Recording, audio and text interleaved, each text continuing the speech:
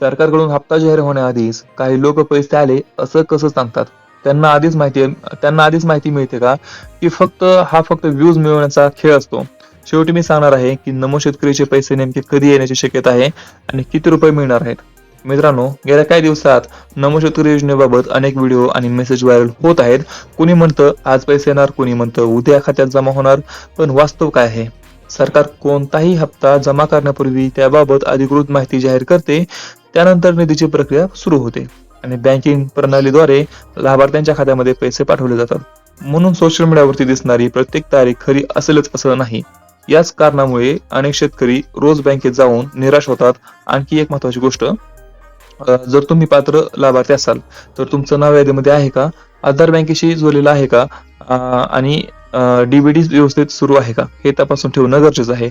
आणि आता सर्वात महत्त्वाचा प्रश्न, पैसे कधी येणार?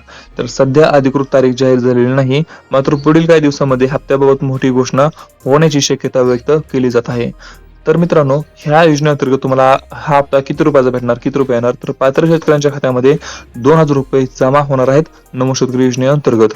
त्याचबरोबर मित्रांनो, आणखी सरकारने कोणतीही अधिकृत घोषणा सांगितलेली नाही, म्हणून आपण देखील कोणती एक फिक्स तारीख सांगू शकत नाही. म्हणून फोनवरती विश्वास ठेवू नका, अधिकृत माहितीवर विश्वास ठेवा. आणि अशाच अचूक अपडेटसाठी आपल्या चॅनलला आता सबस्क्राईब करा. आपण व्हिडिओ पुढच्या व्हिडिओमध्ये, तोपर्यंत जय हिंद, जय महाराष्ट्र.